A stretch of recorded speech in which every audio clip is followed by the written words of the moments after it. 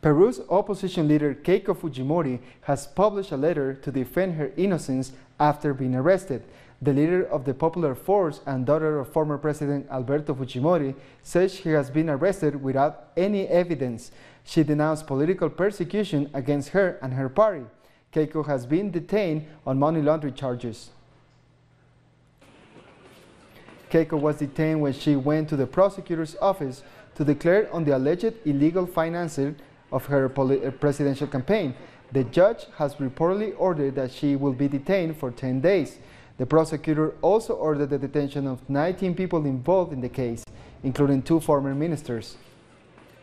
I don't have the means to comment on it right now because we don't have any additional information. I suppose we will have access to that information in the coming days. For the prosecutor and judicial branch to have made the decision, it must be because there are indications or evidence against someone to detain them. We will see about this in the coming days. Her supporters are protesting the arrest. They have gathered in front of a police station in Lima, shouting freedom for Keiko. Our correspondent in Lima, Jaime Herrera, tells us more. We are right at the place where the leader of Popular Force, Keiko Fujimori, has been arrested. In some videos circulating on social media, we can see the daughter of former President Alberto Fujimori was taken by the police. She is accused of alleged money laundering. According to the judge, there is a risk of evading justice. Along with other 19 people, she is accused of receiving illicit payments, probably from the Brazilian company Odebrecht, or even from other activities such as drug trafficking. During her campaign, she said these funds were collected from different events and donations, but the judge wants her to be detained for 10 days so police can start an investigation. During this period of time, she could be sent to preventive detention. Venezuela's Attorney General Tarek William Saab says the councilman who died on detention committed suicide. Authorities say Fernando Alban threw himself from a window while arrested in the Bolivarian Intelligence Service. The councilman was arrested after being linked to the failed assassination attempt against President Nicolás Maduro last August. The fractures in the areas of his body, head, thorax and extremities are products of the fall, with 4 wounds. They showed vital reaction, which is determinant in establishing that at the moment of the impact, the victim was alive. That they drowned him, that they suffocated him, that he was already dead when he fell, are rotten lies that must not be repeated. And family and friends of Fernando Alban have laid him to rest. A religious ceremony was held in the Central University of Venezuela chapel where he studied for his law degree. Category 4 Hurricane Michael has made landfall in Florida by ripping through Panama City Beach and battering the region. With winds of 230 kilometers per hour, it has caused floats and uprooted trees. Over 2 million residents were given evacuation orders, but those still in the area were told it was too late to evacuate. Michael is just short of a Category 5 hurricane. As Hurricane Michael unleashes, a tornado warning has been issued for dozens of communities in Atlanta, Georgia.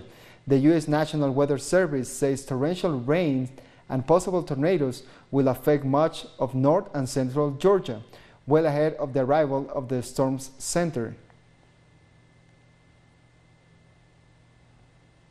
Our correspondent in the U.S., Jorge Gestoso, brings us more. Thank you. Hurricane Michael, a Category 4 monstrous storm with winds of 145 miles, could reach Category 5 before hitting Panama City in the few coming hours. We're talking about a surge expected of 14 feet. The Panama City beach has been closed. Half of the population of the area has left already. The winds could hit also Georgia and even the Carolinas. The governor of Florida says that it's time to go and it's time to take all the precautions because they believe that the consequences are going to be devastating. We get back to you now. Thank you, Jorge, for that report. Nicaragua is still reeling from the heavy rainfall brought by Michael in recent days. 14 people were reported dead across Central America. Damage was widespread. Floods, fallen trees, and semi-destroyed houses are what's left in the aftermath of heavy rainfall. In the Camilo Ortega neighborhood, Maria Auxiliadora lost her home and all her belongings. Here, many neighborhoods of Nicaragua are affected. The whole country is like this, but President Daniel is helping not only me, but all the affected. The government has begun an emergency response. In the Monteverde region, the City Hall of Managua continues to help people most in need, an initiative much appreciated by locals. We are not at risk like before, because before we couldn't even fall asleep each time it rained. The first time, the rain even dragged big trees that we had. But with this help, we feel more safe. We can go to bed at peace. This has been a benefit for all. In Managua, over 3,000 people were evacuated to temporary shelters. The model that the government has, it has been tested whether it's an earthquake, flooding, fires, any type of natural disaster. It's a model that first of all puts our people as the main protagonist. A lot of training and risk disaster management, in how we deal with emergencies and with interinstitutional accompaniment. In the capital, 24 houses were destroyed, 7 shelters are in operation. So far, more than 25,000 people have been affected and 4 were killed. The economic cost of climate-related disasters has reached $2.25 trillion over the last 2 decades. That's a 150% increase, according to the United Nations. The UN has reported that climate change is increasing the risk of extreme natural disasters such as floods and storms. Countries where the financial loss has been the highest are India, China, the United States, and Japan. We have seen already that there is a very sharp increase in the number of climate-related events, which are actually creating 77% of the total direct economic losses caused by disasters. The report also emphasizes on the fact that the poorest of the poor are the most affected. And this happens even in developed nations. We really need to have some disaster risk reduction and disaster risk mitigation, that is adaptation for the short term. For 5 to 10 year period, poor people in poor countries do not have 20 years, 30 years, 40 years. Most of those children will be dead. This is what is going to happen. Either they will be dead because of the catastrophe itself, or they'll be dead because of the prevailing persistent effect of malnutrition that comes along with these catastrophes, with the droughts and the floods. We'll take a short break now. Join us again after this.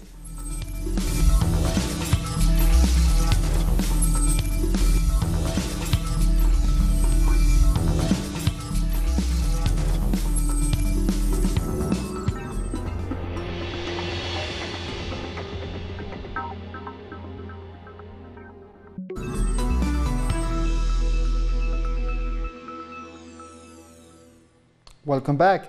94 Venezuelan migrants living in Peru have returned home thanks to the Return to the Homeland program. After migrating, they now have the chance to start over at home. So far, 564 Venezuelan migrants living in Peru have benefited from government program. The Alternative Revolutionary Forces of the Commons Party in Colombia has asked the public prosecutor to free Jesus Santrich. Senator Victoria Sandino says Santrich was arrested with no legal guarantees as he was accused of drug trafficking. Santrich has been accused by prosecutor Nestor Humberto Martinez, although some say he has no evidence against the FARC militant. Santrich is the only Colombian prisoner who has been arrested without complying with the constitutional rules for this kind of procedure. He just has an Interpol order against him, violating all judicial legislations. University students are marching throughout Colombia to protest against the budget crisis. Private universities, the Senas Workers Union, and the National Indigenous Organization are protesting the financial situation. According to Jennifer Pedraza, a representative of the National University, the institution's budget deficit exceeds $6 million. Our correspondent in Bogota, Paola Fernandez, has more. Teachers and students' movements from public universities has been mobilizing to demand more resources from the national government. This is one out of 5 demonstrations that will take place across Bogota. Students are protesting due to an extreme budget deficit in public education. They want a new budget of close to $1 million and for the government to pay the debt it has with universities, high schools, and to improve science and technology research in Colombia. Workers' Party presidential candidate Fernando Haddad held a press conference for international media on Wednesday in Brazil.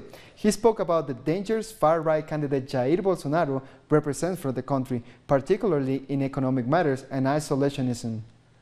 The financial market here prefers the extreme right candidate because of his plan to sell national equity, basically thinking of quick and short-term profits. They're looking at Petrobras, Bank of Brazil, and the Federal Savings Bank, so we have to send out an alert on the risk we're facing.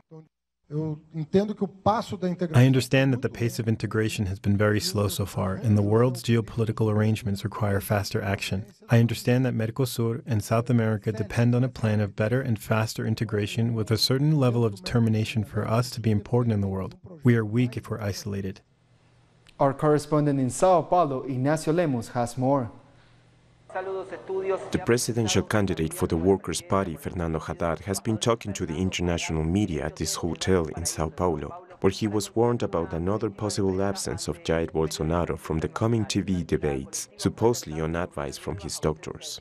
Fernando Haddad said he was ready to go to any hospital or clinic and that he will debate very calmly so as not to put any stress on Bolsonaro. He said that the absence of Bolsonaro would be another blow to democracy, especially in a situation where the electorate is being informed by fake news on social media. Haddad also talked about the international situation, including the diplomatic tension between Brazil and Venezuela. He said Brazil needed to develop a different kind of diplomatic relationship with its neighbors. He said there needed to be collaboration with Venezuela and also with Argentina, and this was the best way of helping to promote solutions to the crisis in those countries. On Argentina, he said that in spite of ideological differences, collaboration could help to improve the economic situation there, and this would be good for Brazil too.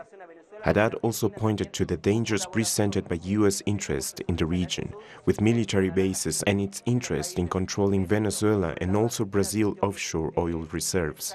Finally, Haddad emphasized his disagreements with the economic adjustments policies of President Michel Temer, which he said will be continued by Bolsonaro and his main economic advisor, Paulo Guedes. He said the voters had rejected such policies last Sunday, as seen in the very low votes for the candidates of the 2 governing parties, the MDB and the PSDB. That was Ignacio Lemos from Brazil. Bolivia's President Evo Morales had led a march to commemorate the Day of Democracy. The rally took place in the capital La Paz. People gathered to commemorate the country's return to democracy in 1982 after a dictatorship period. Addressing to the crowd, Morales said it was the working class who fought for democracy and freedom. Have gathered today to celebrate our fighters who defended democracy. This is an important date, a historical day, the day we recovered our democracy. Indigenous women living in Panama's forests are creating the first bank for indigenous people. Tired of facing obstacles and discrimination in regular banks, a Membra indigenous woman launched the bank project in 2015 with only 22 partners. Now they offer saving accounts and loans, expecting to transform in an exclusive bank for indigenous people. People in El Salvador are marching to demand the government to investigate the murder of Monsignor Oscar Romero, who was killed celebrating Mass 38 years ago. Demonstrators will gather until Sunday, when Romero is expected to be canonized by Pope Francis during a special ceremony in the Vatican. Romero, a symbol of social justice, will become the country's first saint. We demand that the masterminds and others who conspired in the murder come to light and be convicted by Salvadorian justice. El Salvador has once again become a symbol of impunity. Through a saying today, we are denouncing the fact that the prosecution does not act, that the organ of justice does not act. Opposition to the tax reform in Costa Rica continues, even though the Legislative Assembly has already approved the reform during the first debate. 1 month on, workers continue to strike across the country. They have said that the strike will only end when tax reform is completely repealed. We need to see the reform to be completely revised. If there is any constitutional flaw in it, it can't get through the Assembly. If the reform passes during the second debate, we will take it to the streets. Protesters considered a win that the reform was only approved with 35 votes in favor, with 22 assembly members voting against it. When we started this strike, only one lawmaker was supporting us. We ended up with over 22. That tells us our protests have reached the Legislative Assembly. But some labor unions have already pulled out of the strike after the reform was approved during the first debate in the Assembly. Healthcare unions are going back to work today. However, other sectors are still in strike. In the education sector, we keep fighting. Our movement remains strong. Labor unions from over 15 public institutions have received affidavits saying their strike is illegal, including the Ministry of Public Education. Throughout the years, most strikes in Costa Rica have been declared illegal. We are used to it, but people are strong enough to keep protesting despite that. The country's judiciary has 30 days to approve the reform or deem it unconstitutional. Citizens in Chile's capital, Santiago, have been surprised by a tightrope walker crossing two skyscrapers. Moroccan tightrope walker Mustafa Danger has crossed on 75 meters high on a metal cable. He already has a Guinness record under his belt for crossing at 180 meters high. The tightrope event was aimed at promoting a local circus festival. Cuba is celebrating the 158th anniversary of the start of its war for independence from Spanish colonial rule. Let's find out more about this special date on this report. La de Majagua, located in the east of Cuba, was the scenario where the first cry for independence was heard. On October 10, 1868, Carlos Manuel de Céspedes released his slaves and called them to take arms and emancipate Cuba from the Spanish Empire. Before the newly free men, Céspedes read the manifesto of October 10, in which he proclaimed the abolition of slavery and expressed the reasons why Cubans had to also abolish Spanish colonialism. The war started in 1868 and it lasted for 10 years. Despite its eventual failure, it served to awaken patriotic sentiments among Cubans. The 10-year war was followed by the Chiquita War of 1879 to 1880, and by the War of Independence of 1895 to 1898. This last one was headed by José Martí, the national hero of Cuba. The people of the island had to fight for almost a century to obtain their final liberation, the one that came at the hands of Fidel Castro and the rebels that on January 1st, 1959, ousted Fulgencio Batista. The triumph of the revolution, as Fidel confirmed, had its roots on October 10, 1868, when Carlos Manuel de Céspedes, the father of the nation, called for a rebellion that marked the beginning of Cuba's struggle for independence. We'll take a short break now. World News are next.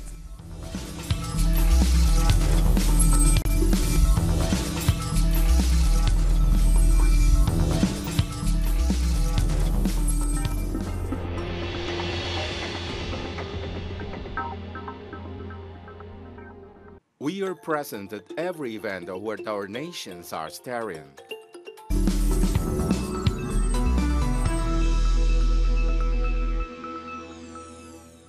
Welcome back. A mass grave containing 75 bodies have been found near the former Gireis stronghold of Sidre in western Libya. The municipal council spokesman said the mass grave was uncovered in an agricultural area. Gireis took advantage after the NATO-backed overthrew and killed longtime leader Muammar Gaddafi in 2011. They established footholds in several parts of the country. Mozambique's Renamo opposition party says the incumbent party, Frelimo, did not conduct fair local elections. They say police force was used to keep people away from polling stations. Renamo spokesman Andre Majibire also alleged ballot boxing stuffing in the central Zambezia province. The results are due to be announced on Thursday. A 6.0 magnitude earthquake has hit off the coast of Indonesia's Java and Bali Islands. According to the U.S. Geological Survey, the epicenter was registered in the Bali Sea, around 40 kilometers off the eastern end of Java. There are reports that it was felt in some parts of Bali, although there are no details of casualties or damage. Indonesia is still reeling from a devastating 7.5 magnitude earthquake and tsunami that killed at least 2,000 people. Heavy rains and flash floods have killed at least 10 people on the island of Mallorca in Spain. Rivers burst their banks, flooding streets and homes. Roads have also been destroyed, with people left trapped in their homes. One person is still missing. Our correspondent in Spain, Edu Marin, tells us more. At least 10 people have died due to torrential rain and flash flooding on Mallorca Island. Reliable sources say up to 9 people remain unaccounted for. It's feared the death toll may rise as emergency services continue the search and rescue efforts. 400 emergency personnel have arrived on the island to render assistance. President Pedro Sanchez has visited affected areas. So too has the opposition leader, Pablo Casado. The village of St. Lorenz was among those areas hardest hit. A river overflowed, causing widespread damage. There are images of cars being swept away by raging floodwaters as flows were transformed into virtual waterways. Spain's Met Service had issued a red alert, which is its highest level of warning for extreme risk. However, it has since lowered the warning to yellow. A reduction in rainfall is expected in the coming hours. Now let's have a look at some other stories making headlines from around the world. Russia's President Vladimir Putin has personally congratulated Khabib Nurmagomedov for retaining his UFC lightweight title against Conor McGregor. Last Saturday's intense match was preceded by hostile exchanges, including racist and Islamophobic abuse hurled at Nurmagomedov. After his victory, the fight continued with the Russian lightweight jumping over the cage to attack a member of McGregor's team, which led to a brawl. Unlike his performance and disrespect to my side, my parents, my country, I behaved with dignity. But I also lost control at certain moments because provocations continued even during the fight. One worker has been killed and 10 others injured in an explosion at an oil refinery in Bosnia and Herzegovina. Firefighters responded immediately while local residents fled the town in panic when smoke sprayed. One said the explosion was so powerful that it rocked the family home. The cause is not known yet. A crucifix that was erected on the Greek island of Lesbos in honor of refugees who died at sea was vandalized on Sunday. Not everyone was in favor of the crucifix. One local organization said it was divisive. Locals, however, are outraged by the vandalism, saying they believe it was motivated by hate. Rocks were used to put it back up, and residents say a larger cross should be put in its place. Second-hand bookstores are experiencing a rebirth in Iraq. In the ancient city of Najaf, poetry and philosophy books compete on shelves with economic treatises, the Quran, and other theological tomes. Dozens of bookshops fill the city's of Hawish Market, where crowds of religious students mix with poetry lovers. We come to the end of this news brief. These and many other stories you can find at our website at telesurtv.net/English. And join us on social media, Facebook, Twitter, and Instagram. For Telesur English, I'm Jose Daniel Lopez. Thank you for watching.